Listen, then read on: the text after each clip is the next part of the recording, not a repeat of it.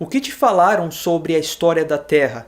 Os pregadores do materialismo como Carl Sagan dizem que a Terra tem 4,5 bilhões de anos e que a vida surgiu numa sopa primordial há 3,5 bilhões de anos. Uma simples circunstância química levou a um dos grandes momentos na história do nosso planeta. Havia muitos tipos de moléculas na sopa primordial.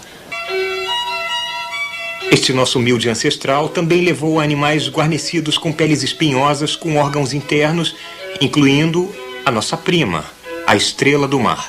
Molécula por molécula, quase não há diferenças importantes entre os macacos e os humanos. Estas são algumas das coisas que as moléculas fazem depois de 4 bilhões de anos de evolução. E se tudo o que você aprendeu sobre as nossas origens e a história da Terra não passa de um grande engano? Sopa primordial, bilhões de anos, evolucionismo, chimpas são nossos manos. E se a história que lhe contaram na escola e até na universidade esteja longe da realidade? A história da Terra pode ser muito diferente do que lhe contaram. Ela é muito mais misteriosa, interessante, enigmática e surpreendente. A Bíblia diz que a Terra foi fundada sobre as águas. Do Senhor é a Terra e tudo que nela existe, o mundo e os que nele vivem, pois foi Ele quem fundou-a sobre os mares e firmou-a sobre as águas. Mas existe alguma evidência que abaixo da Terra tenha tanta água assim? Água abaixo da superfície da Terra, a princípio, não parece fazer muito sentido. Pode não fazer sentido, mas é a realidade.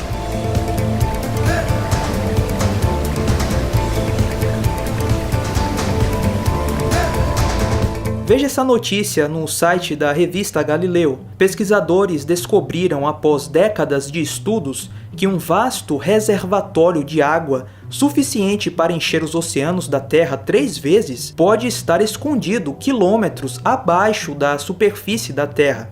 A novidade publicada na Science tem chances de transformar a atual compreensão de como foi formado o planeta. A mesma notícia foi veiculada no site da revista Veja.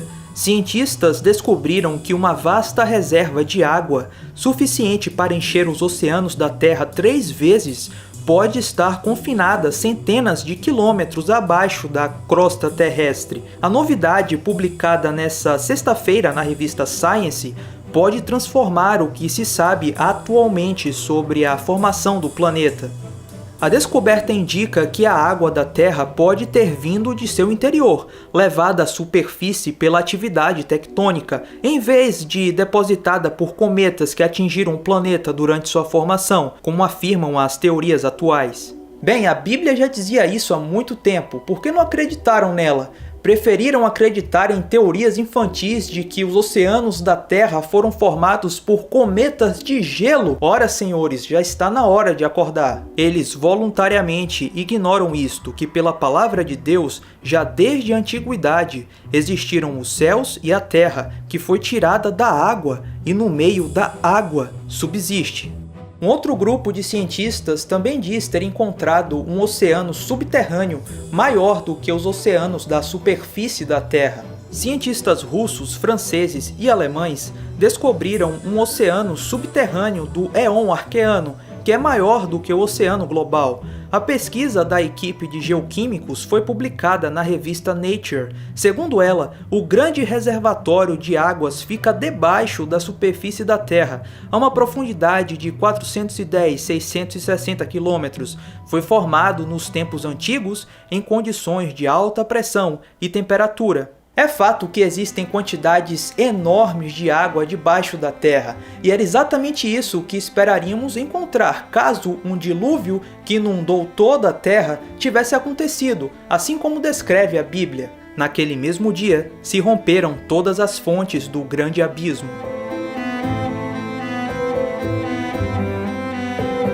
A Terra abriu. Deve ter sofrido um rasgão imenso e isso formou placas de rochas por toda a Terra. E podemos ver as cicatrizes dessa rachadura ainda hoje. A mais conhecida é a falha de San Andreas.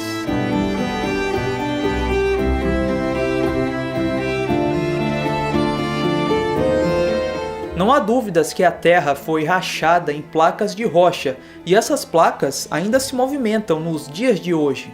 O livro de Jasher, citado em Josué 10, verso 13, e 2 Samuel 1, verso 18, diz que: "E naquele dia o Senhor fez tremer toda a terra, e o sol escureceu, e as fundações do mundo se enfureceram, e toda a terra foi movida violentamente, e o relâmpago flamejou, e o trovão rugiu, e todas as fontes da terra foram abertas, como nunca antes conhecidas pelos habitantes. E Deus fez esse ato poderoso a fim de aterrorizar os filhos dos homens, para que não houvesse mais mal sobre a terra."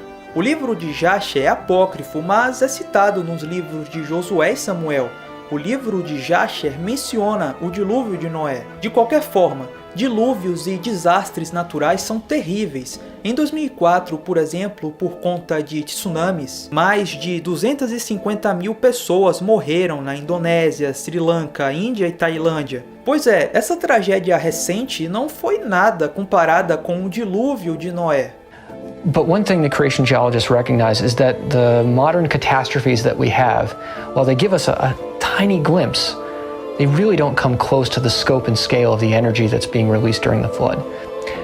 As the fountains of the great deep break open, this means that the earth itself is being fractured, broken, mashed, and continents are moving vertically, horizontally, moving around with respect to one another, and as a result, tsunami after tsunami after tsunami keeps hitting the continents and driving floodwaters over top of them. The rain is unending.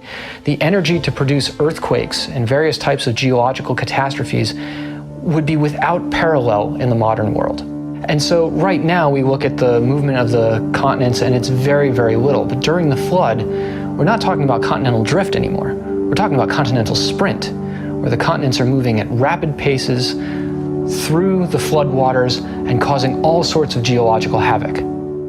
Esta é a história da família de Noé. Noé era homem justo, íntegro entre o povo da sua época. Ele andava com Deus. Noé gerou 3 filhos, Sem, Cã e Jafé. Ora, a terra estava corrompida aos olhos de Deus e cheia de violência. Antes da catástrofe do dilúvio, a Terra tinha um único continente. Chamamos isso de Pangeia. Quando as águas do dilúvio subiram, esse único continente foi literalmente rasgado, dando origem aos continentes que conhecemos hoje. Estas placas de rocha se movimentaram muito rapidamente durante o dilúvio, e quando a Terra se movimenta, ocorrem terremotos, ocorrem tsunamis e vulcanismo, uma verdadeira catástrofe.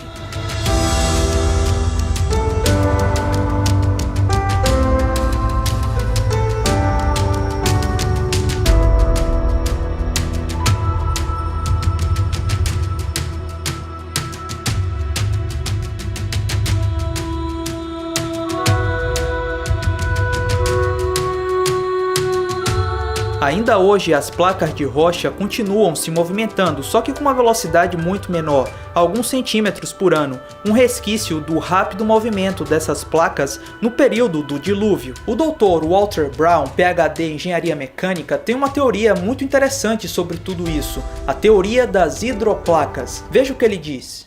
Para explorar ainda mais o assunto, procuramos o diretor aposentado de um dos principais laboratórios de pesquisa e desenvolvimento do Departamento de Defesa, o Dr. Walter Brown. Podemos ver em nosso planeta 17 aspectos muito estranhos, que podem agora ser sistematicamente explicados como sendo o resultado do cataclismo de um dilúvio global, cujas águas irromperam de câmeras subterrâneas com uma liberação de energia excedendo a explosão de 10 bilhões de bombas de hidrogênio.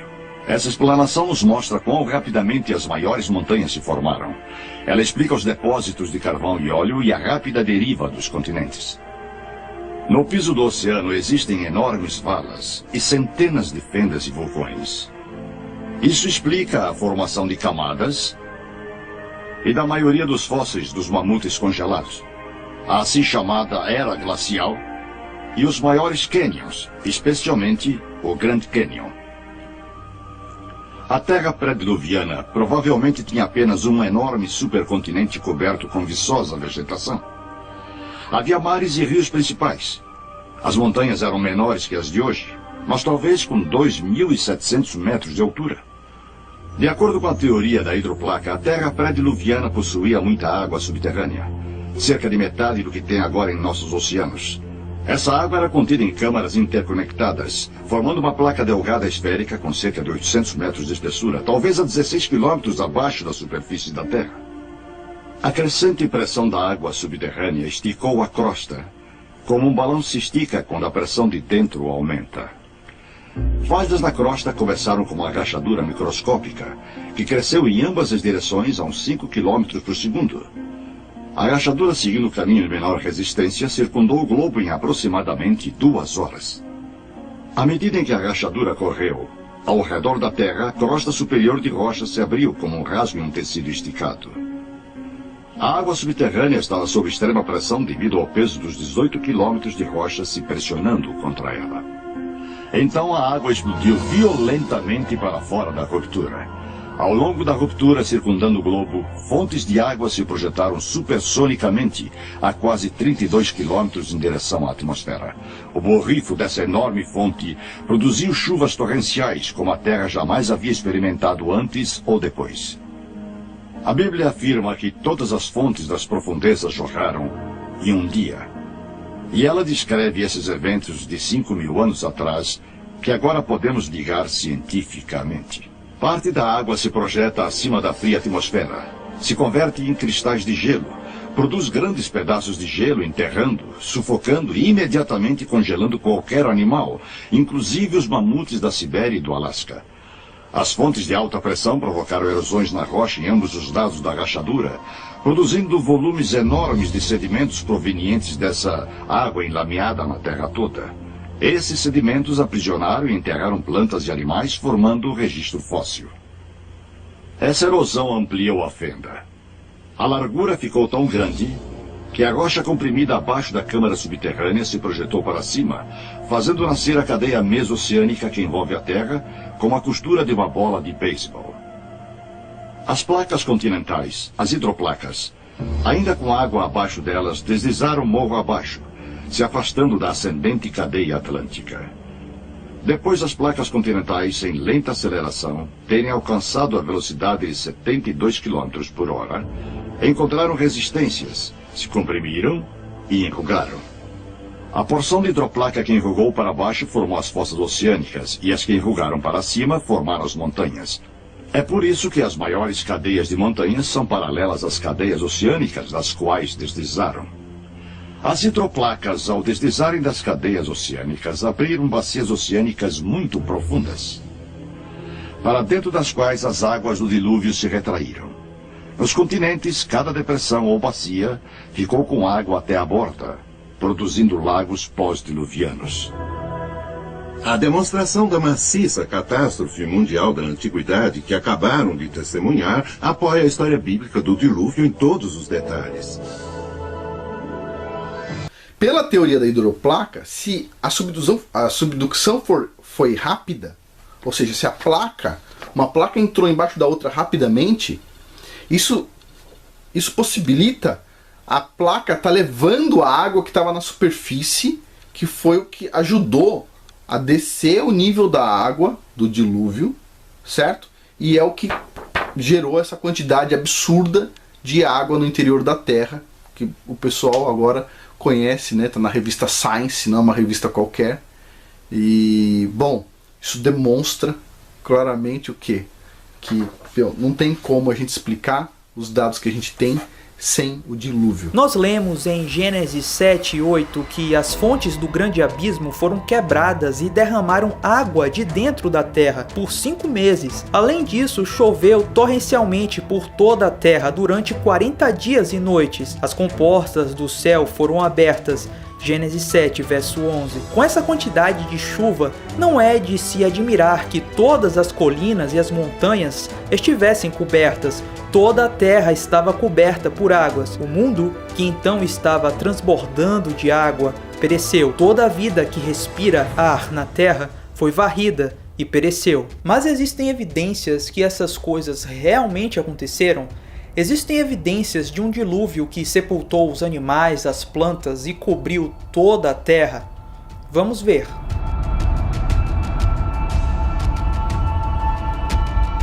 Sendo uma catástrofe tão grande, certamente muitas coisas vivas devem ter morrido pelas águas do dilúvio. Até mesmo criaturas marinhas devem ter morrido, soterradas muito rapidamente, pela lama espalhada pelas águas do dilúvio. Depósitos contínuos de água nas camadas rochosas abrangem todos os continentes. Isso não acontece em enchentes locais nos dias de hoje.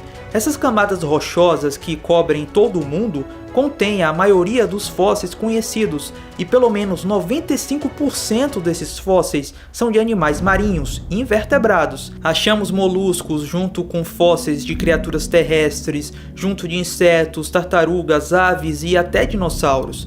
E o que isso nos diz é que um enorme e repentino dilúvio enterrou todos esses animais juntos com um rápido fluxo de água. E foi exatamente isso que encontramos: muita água e muitos fósseis. Por toda a Terra temos evidências de cemitérios fósseis de criaturas marinhas soterradas rapidamente por uma catástrofe. O Monte Everest, a Cordilheira dos Himalaias, tal como os Alpes, as Colorado Rockies, os Apalaches e a maior parte das montanhas do resto do mundo são compostos por sedimentos provenientes do fundo do oceano. E por incrível que pareça, o cume dessas montanhas são cheios de fósseis marinhos. Que tipo de catástrofe seria necessária para enterrar quantidades assombrosas de criaturas marinhas no topo de altas montanhas? Certamente um dilúvio que inundou toda a Terra. Nas montanhas canadenses, por exemplo, mais de 120 espécies de invertebrados marinhos foram encontrados preservados em uma famosa formação rochosa, conhecida como The Burgess Shale. A maioria desses animais era de tecidos moles e muitos deles são tão bem preservados que você ainda pode ver a comida em seus estômagos. Até parece que eles foram enterrados e preservados quase que instantaneamente. Além disso, esses animais foram enterrados em condições de catástrofe, pois os fósseis são encontrados em vários ângulos em relação ao estrato. Cemitérios fósseis são encontrados em todo o mundo, e sem dúvidas eles evidenciam um dilúvio catastrófico que ocorreu por toda a Terra. Veremos agora evidências fósseis do sepultamento rápido de formas de vida pré-diluvianas. De fato, as mais surpreendentes provas do depósito rápido de sedimentos da inundação vêm de fósseis bem preservados encontrados em certas regiões da Terra. Talvez as melhores provas fósseis do sepultamento rápido de plantas e da vida marinha esteja no sudoeste do Wyoming, no Monumento Nacional Fossil Butte. Durante os últimos 100 anos, cientistas e colecionadores particulares coletaram milhares de fósseis totalmente conservados para a ciência no interior do monumento. Aqui mesmo em Fossil Butte, existe uma surpreendente coleção diversificada de fósseis de tartarugas, folhas de palmeiras, crocodilos, folhas, insetos, galhos com frutos ainda intactos. Existem até fósseis de arraias, cujo esqueleto e cartilagens sabemos que se desintegram rapidamente, provando que todas essas formas de vida foram enterradas de maneira realmente rápida. Mas isso não é tudo. Talvez a mais espetacular evidência do sepultamento rápido de todos os fósseis dentro do monumento sejam os bilhões de mais de 20 espécies de peixes. Esta rocha de lava que está no centro de visitantes do monumento, que mede cerca de 3 metros por 1,5 metros, demonstra de maneira vívida alguns exemplares de tal número. De maneira espantosa, muitos dos peixes não apenas retiveram todo o seu esqueleto, porém seus dentes, suas delicadas escamas e a pele também. O vasto número de fósseis em Fossil Butte apresenta para os geólogos evidências para a solução de vários mistérios. Com 2 títulos, Condições Ideais para a Criação de Fósseis e Mistérios Não Solucionados, o catálogo do Serviço Nacional de Parques sobre Fossil Butte revela as contradições que resultam quando utilizamos uma escala de tempo de antiguidade para explicar o sepultamento rápido. De um lado, especula sobre a existência de um lago onde muitos animais e plantas provavelmente tenham morrido de morte natural. Por outro lado, as evidências nos forçam a concluir que em diversas ocasiões, um enorme número de peixes foi morto repentinamente. A publicação equaciona essas diversas ocasiões de sepultamento rápido pela precipitação de carbonato de cálcio. a camada primária de rochas que envolve os fósseis ano após ano durante centenas de milhares de anos. Este é um cenário realmente inacreditável. Que essa enorme quantidade de peixes tenha se reproduzido num curto período de tempo para ser varrido por uma catástrofe subsequente, aproximadamente um ano depois, e que isso tenha se repetido por centenas de milhares de vezes. Os paleontólogos deveriam ter notado há muito tempo a falácia de tal cenário. Pelo menos se não houvesse outro motivo, observando a bela folha de palmeira totalmente preservada, porque simplesmente as palmeiras não crescem na água e suas folhas não são arrancadas por brisas. Somente uma catástrofe de enormes proporções pode ser responsável pelos fósseis totalmente preservados de Fossil Butte. As águas do dilúvio inundaram os continentes e produziram muita lama. Com altas pressões e temperaturas envolvidas, a lama das águas do dilúvio enterrou muito rapidamente os animais, formando assim o registro fóssil. If Noah's flood created the bulk of our fossils and sedimentary rocks, then we would expect that as the flood starts in the ocean and drives its way on towards the continents, that it would pick up these marine ecosystems, burying them in sediment and driving them up onto the land where they would become fossilized and become sedimentary rocks. O registro fóssil mostra sinais claros de sepultamento rápido e catastrófico. Existem fósseis de peixes com seu último jantar ainda na boca ou dentro de suas barrigas.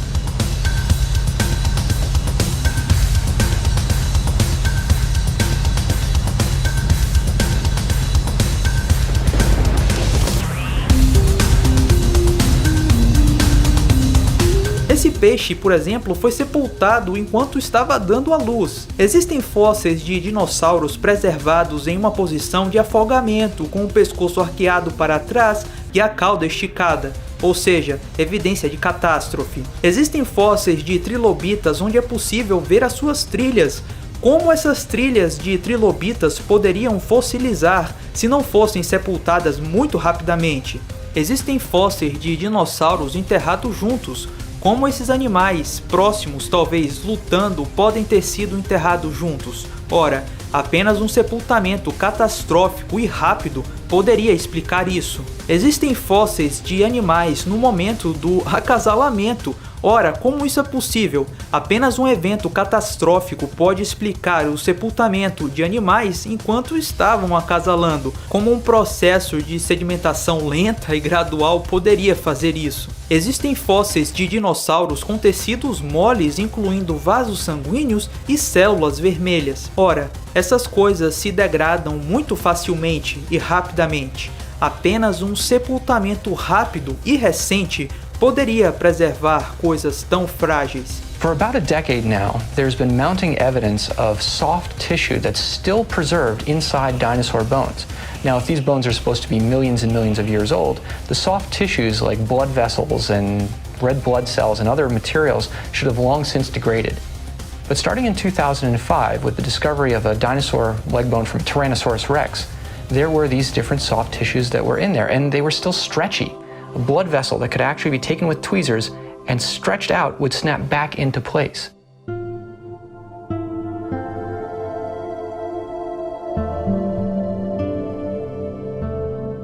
More material was discovered, different types of proteins have been identified in laboratories, and now there are mounting evidences coming in from a wide range of different types of fossil animals from the so-called Age of Dinosaurs.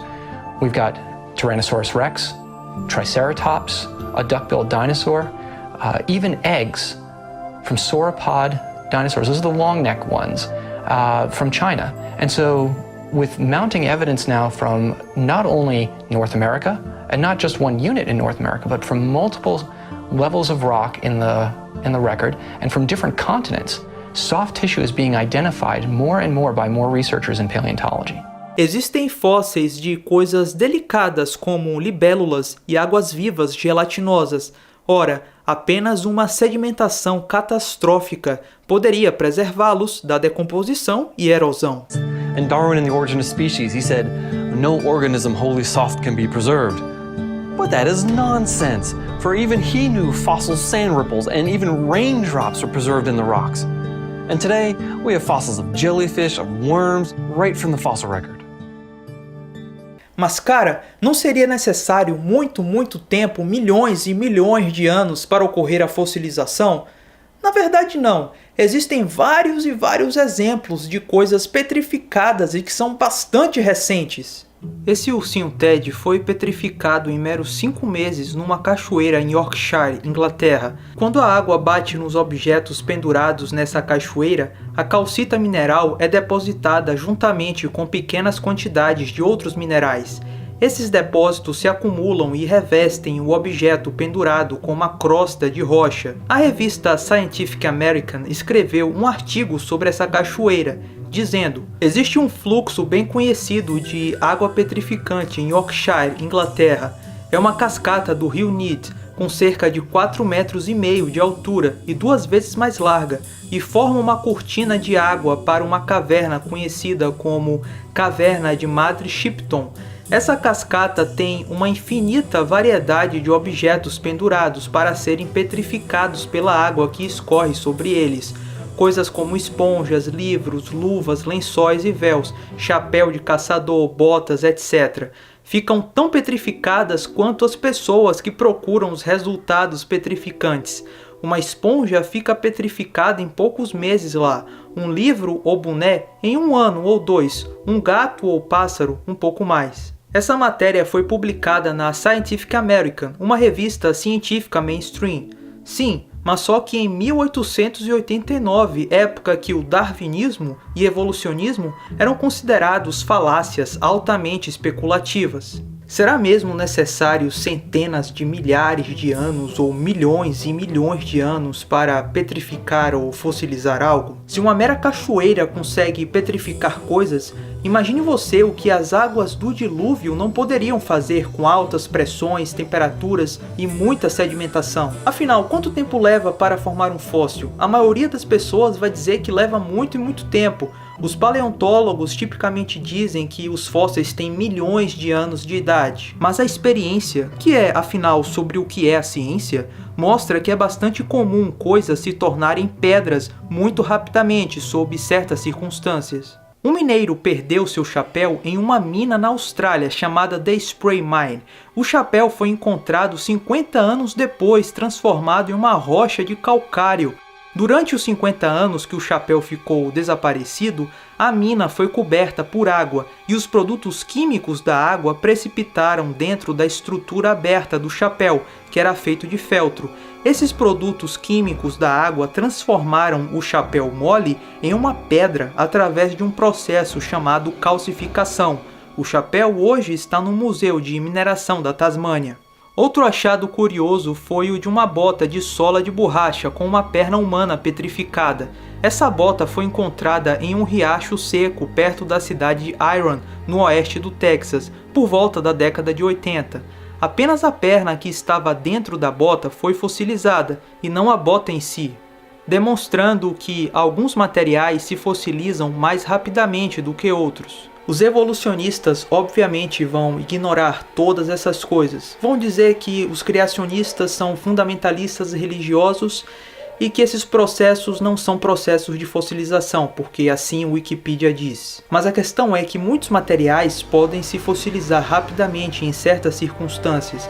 Isso não é novidade para os especialistas, mas ainda assim, muitas pessoas vão continuar a advogar que algo para fossilizar é necessário milhões e milhões de anos. Well, a lot of people seem to believe that fossils take a very long time to form, thousands, millions of years in order to form, but the existence of a fossil by itself is actually proof that something happened very, very fast.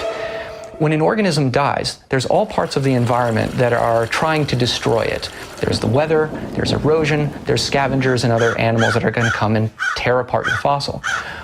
But as soon as the organism dies, if it's covered by sediment and protected from the environment, then the process of fossilization can start. And we know from modern examples that fossilization, as far as converting the bone or the shell into rock, can actually happen very, very fast, in a matter of months.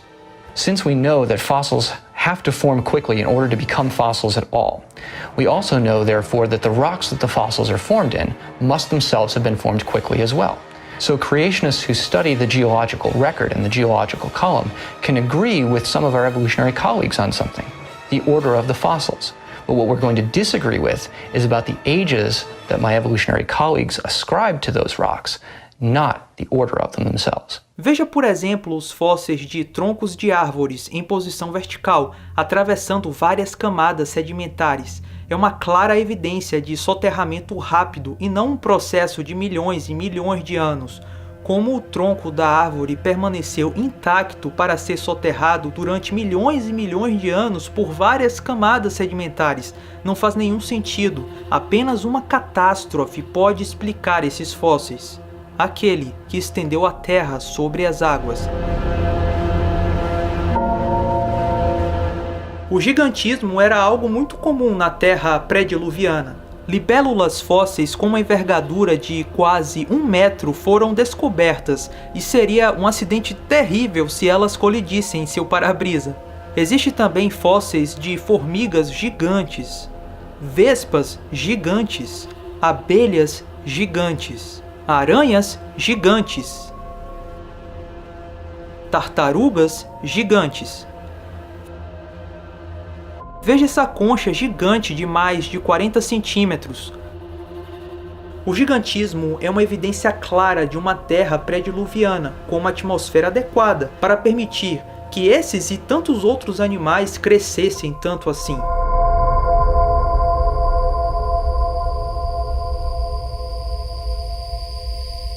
Todos concordam que o cume do Monte Everest já esteve uma vez sob o fundo do mar.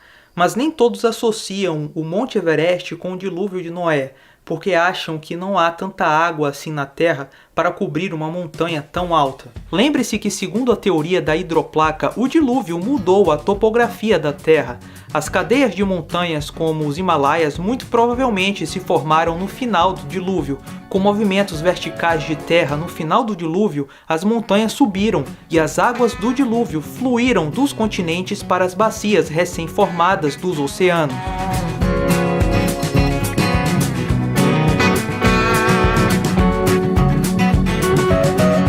Devido à falta de erosão, as montanhas devem ter se formado recentemente e rapidamente. Caso contrário, a erosão, em milhões e milhões de anos, já teria completamente desgastado as rochas dessas montanhas. O Grand Canyon é um excelente exemplo da falta de erosão e da recente formação das camadas geológicas. A superfície entre essas duas camadas de rocha no Grand Canyon é notavelmente plana e lisa, um intervalo plano. Mas de acordo com a geologia convencional, existe uma lacuna de 6 milhões de anos entre essas duas camadas de rocha. A camada inferior é uma rocha macia, por isso deve ter erodido muito se estivesse exposta durante 6 milhões de anos, como diz a geologia convencional. Mas o que vemos é uma rocha com pouquíssima erosão. Isso mostra que a camada de rocha superior foi depositada tão rapidamente que não houve tempo para a erosão da camada inferior. Em outras palavras, essas duas camadas de rocha foram formadas catastroficamente e muito rapidamente.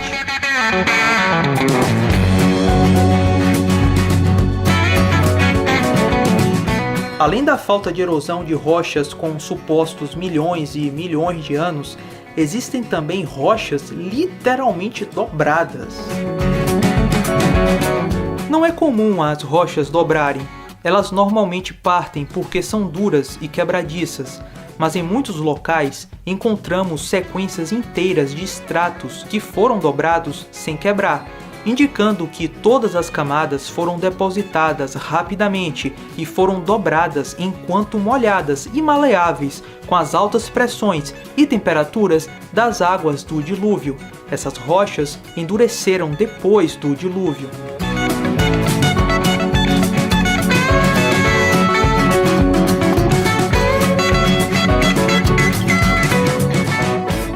Rock is brittle. It doesn't bend very easily. If you try and bend it, it breaks. Now, granted, on a big scale, you might be able to get some pretty big bends out of a large rock. But these bends are tight and close, and you can walk from one end of them to the other. This type of bend and folding without breaking the brittle rock means that maybe it wasn't brittle rock at the time of its formation. These might have been much softer materials. After all, they were laid down during Noah's flood. They'd been compacted down, started off horizontal, but then as tectonic movements occurred, they shifted and folded them while they were probably still soft. So when we look at it this way, what we realize is that the really tall mountain chains, the Alps, the Rockies, the Himalayas, they didn't exist before the flood. The whole reason that they exist is because of the flood.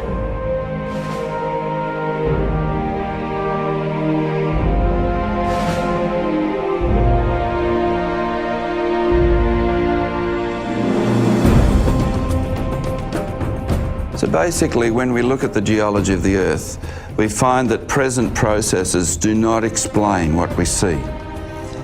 Rather, what we see points to catastrophic processes in the past, and when we think about what those could be, it fits exactly with the account in Genesis of Noah's flood, which destroyed the whole Earth. The flood wipes away millions of years from the geological record.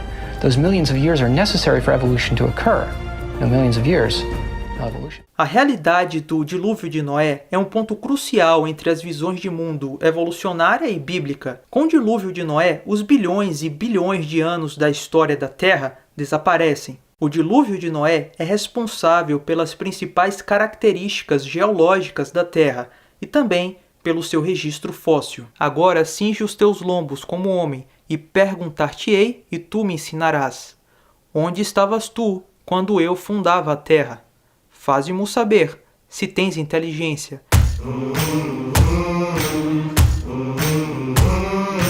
As águas do dilúvio não enterraram apenas os animais, mas também a vasta vegetação viçosa da terra pré-diluviana. Muito provavelmente o sepultamento rápido dessa quantidade enorme de vegetação da terra pré-diluviana pelas águas do dilúvio, com altas pressões e temperaturas envolvidas, formaram o carvão e o petróleo que temos hoje na Terra.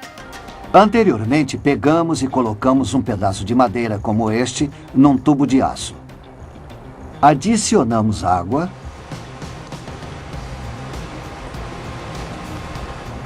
Então lacramos. O próximo passo é colocá-lo no forno a uma temperatura de 165 graus centígrados por 2 semanas. E agora estamos prontos para examinar os resultados dessa experiência.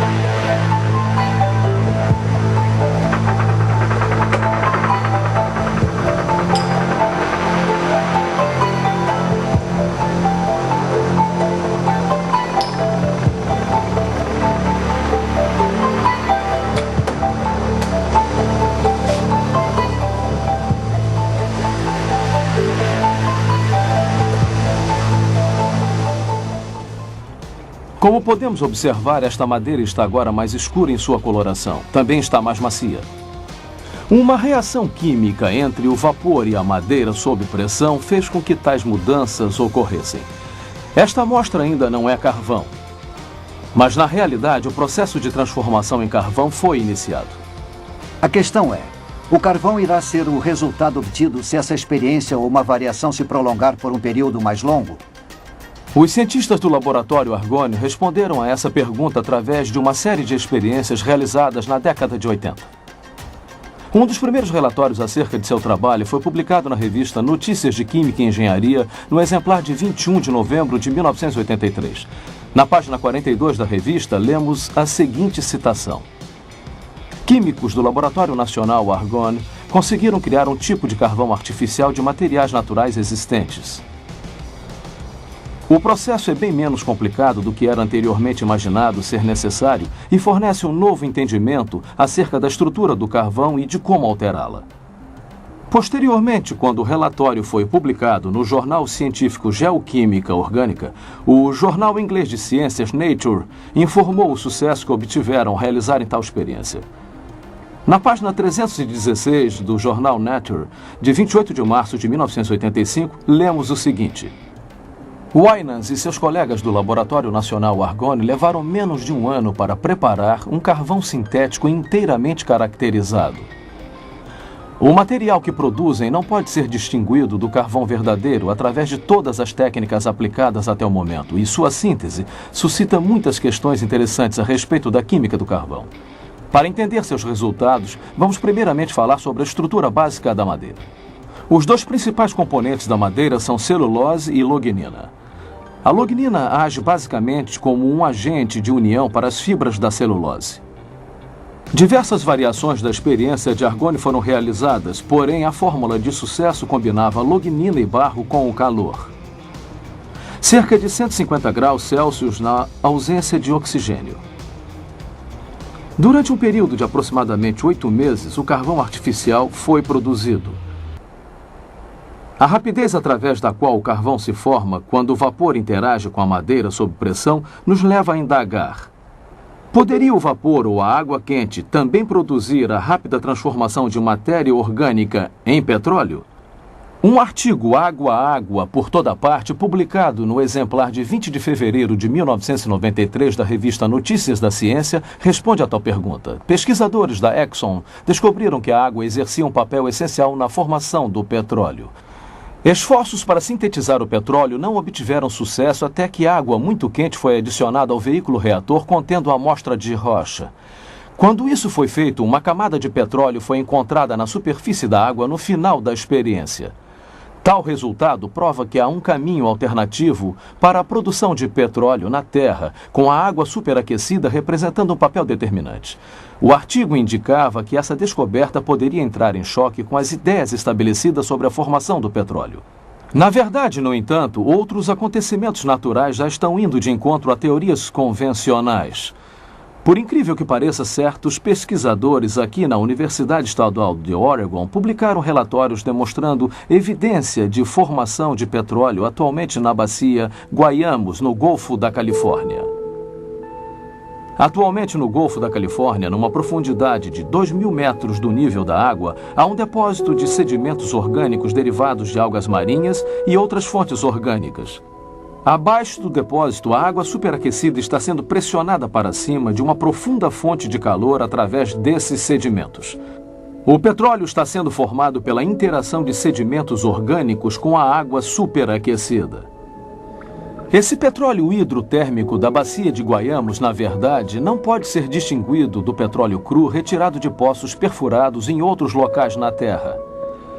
A implicação de tal descoberta não pode ser superestimada.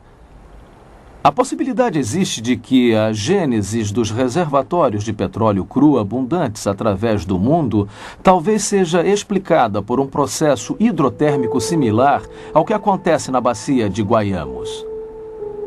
Porém, ao invés de uma dispersão aberta de petróleo diretamente para a água do mar, um sistema fechado poderia facilmente ser visualizado onde um reservatório de petróleo cru poderia ser coletado. É concebível que um grande dilúvio universal tenha sido essencial na produção das enormes reservas de petróleo do Oriente Médio e de outros locais. A vasta quantidade de vegetação coberta por tal inundação, misturada a uma água superaquecida, como a detectada na bacia de Guayamos, poderia produzir petróleo nos volumes que vemos hoje em dia. Dependendo das condições de sepultamento, a matéria orgânica se transformaria em petróleo ou em carvão. Ele ajunta as águas do mar num só lugar, das profundezas faz reservatórios. Pegadas de dinossauros foram encontradas em todo o mundo, Estados Unidos, China e até aqui na América do Sul. E curiosamente, essas pegadas estão quase sempre numa única direção.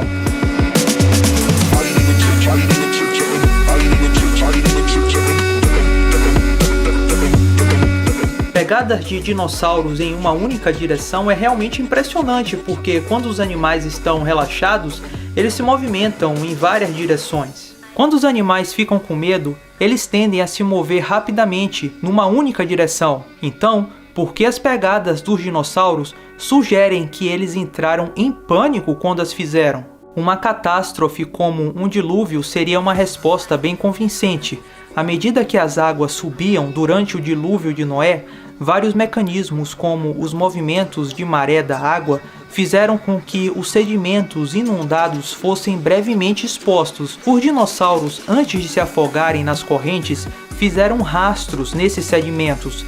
Lembre-se que os dinossauros eram grandes, então eles provavelmente ficaram muito tempo tentando fugir das águas do dilúvio. Os dinossauros estavam em pânico quando faziam suas pegadas, e isso explica porque a trajetória das pegadas encontradas são retas. Além disso, a preservação das trilhas das pegadas dos dinossauros teriam que ser enterradas muito rapidamente para fossilizarem, exatamente o que aconteceria numa catástrofe como o dilúvio. O Senhor viu que a perversidade do homem tinha aumentado na terra, que toda a inclinação dos pensamentos do seu coração era sempre e somente para o mal.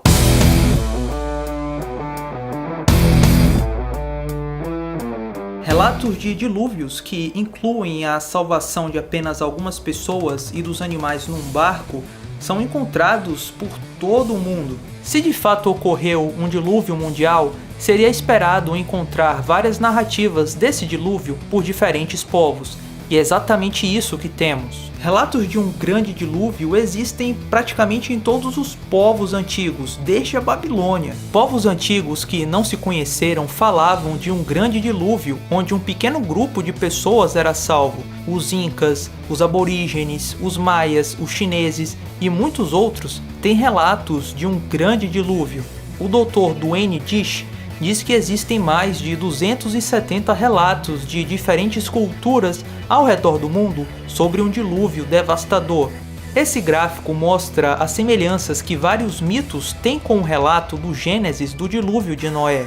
Embora existam grandes diferenças, essas lendas e histórias contêm semelhanças com aspectos do relato histórico real, o dilúvio de Noé registrado na Bíblia. Enfim, todo mundo do passado falava em um grande dilúvio. Muitas coisas foram ditas nesse vídeo, eu vou tentar agora resumir tudo em linhas gerais. Vimos que existe água subterrânea suficiente para cobrir as montanhas da Terra pré-diluviana, ou seja, é perfeitamente plausível que as águas cobriram todo o planeta no passado. Pela teoria das hidroplacas, as grandes montanhas como o Monte Everest subiram após o dilúvio de Noé, e os continentes também foram formados após o dilúvio. Vimos que, com certas condições, é possível a rápida formação do petróleo e do carvão. Isso nos sugere que o petróleo e o carvão foram formados recentemente pelo evento catastrófico das águas do dilúvio. Vimos a falta de erosão das rochas sedimentares, evidenciando que elas foram formadas recentemente. Vimos a rápida sedimentação e sepultamento dos cemitérios de fósseis, indicando que as camadas geológicas e o registro fóssil foram formados catastroficamente pelas águas do dilúvio. Fósseis de amonitas foram encontrados em leitos de calcário no alto do Himalaia, em até 30 mil pés acima do nível do mar. Todos os geólogos concordam que esses fósseis marinhos devem ter sido enterrados em leitos de calcário depositados pelas águas do oceano, mas como esses leitos marinhos de calcário chegaram ao alto dos Himalaias? Há apenas uma explicação razoável: as águas do oceano, em algum momento no passado, inundaram os continentes, ou seja, um dilúvio. Vimos que os antigos de todos os continentes possuem histórias sobre um grande dilúvio. Mas por que nada disso é ensinado nas escolas? Por que não se fala sobre o dilúvio de Noé? Bem, a ciência é guiada por um desses motivos: ideologia, interesse próprio ou altruísmo. Pouco importa se existem dados favoráveis a uma catástrofe como um dilúvio. Se o dilúvio de Noé for contra a ideologia que reina atualmente nas ciências, então o dilúvio de Noé não será ensinado, será rotulado como uma lenda, uma fantasia, uma bobagem.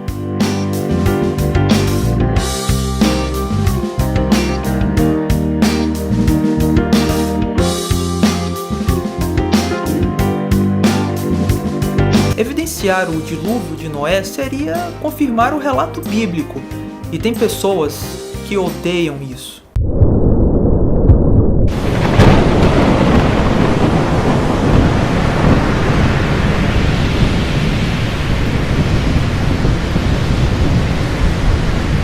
No mais, fique com a promessa.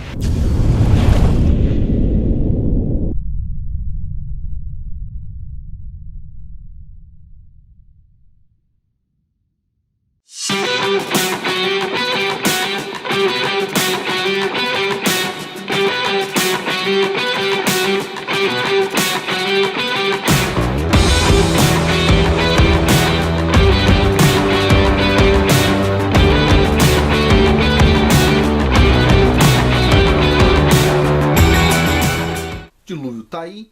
Quem não acredita no dilúvio não acredita em dado científico também, porque todos os dados científicos apontam para a mesma direção: a teoria da hidroplaca e o dilúvio. Bom, por hoje é isso. Muito obrigado.